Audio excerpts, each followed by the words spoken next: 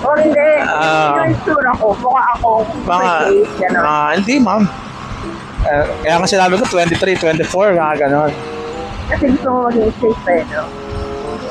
Ganon. Iniisip ko na Gano'n. Gusto mo lang maging Hindi, safe ma'am. eh. Okay lang yan. Yung ganyang pakulit, siguro mga around 23, 24, ma'am. Okay. Eh di 23, 24 ako. Ayaw talaga niya i-reveal yung age mo. Aray ko. Okay lang yun.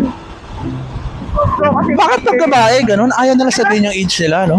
Eh ako kasi gusto ko serious type of Talaga ba? kahit ang daldal ko. Hindi ako pwede sa ganun, hindi ako nonchalant.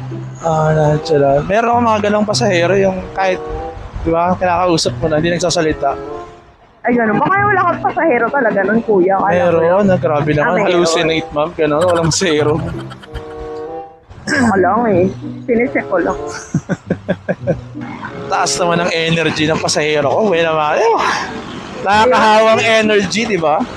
Kuya, kasi dinaldal mo ko. Madaldal ako sa madaldal. Pero mamaya, mga pantang konti pa doon, magre-recharge muna ako. Ubus ako sa'yo.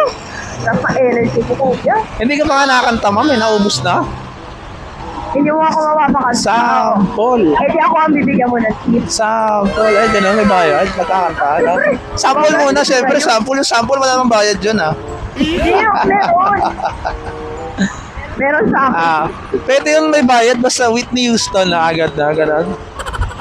Ay. Request pa talaga. Nag-demand pa. Ano mga kinakanta, ma'am? Sa CR lang kumakanta. Ganun. Ayun, tamang jogging sila. Tapos kakain sila mang inasal mamaya. Oo, gawain ko rin yun. Yung only rice pa. PM2, only Yun, rice. sarap. Yeah. Oo, only rice. Talaga.